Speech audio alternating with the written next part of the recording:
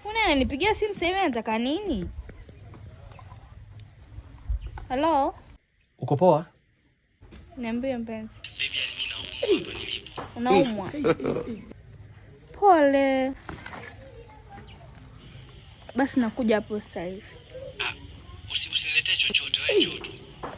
Nakuja kukuona basi. Nashukuru mama. Sumbufu tu. Sasa huyu najua umwa nini, ngoja nakomesha. Oh baby. Oh baby. Karibu rafiki yangu. Hapa ndo kwa mpenzi wangu. Asante sasa. Baby. Ngoja. Nani? Baby. Rafiki yangu. Umekuja naye kwa ajili ya? Nimekuja kukuona, umeniambia unaumwa. Hivi hapa nilikuwa nataka nije kabisa na daktari. Kwa ugonjwa wangu mnautimizwa wawili. Ngoja.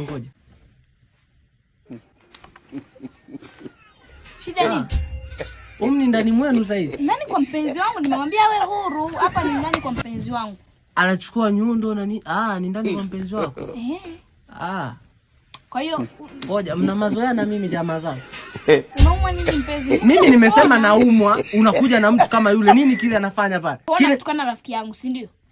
Inaonekana mmeanza kunitawala. Nini hiki kinafanyika ndani mwangu jamaa yangu? Kwa maana hiyo ushaanza kunipangia ndani. Nimekuita mimi naumwa. Unajua ni ugonjwa gani naumwa mimi? Mtanitimizia nyote wawili. Wewe uliniambia ni ugonjwa gani naumwa, alafu na wewe usinichanganye unajua.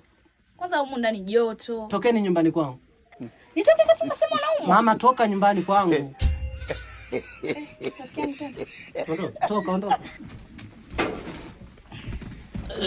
Kwa hiyo ondoka mama, ndakuua. Kwa baby unitaki. Ondoka, ndakuua. Ndakuua wewe, ondoka.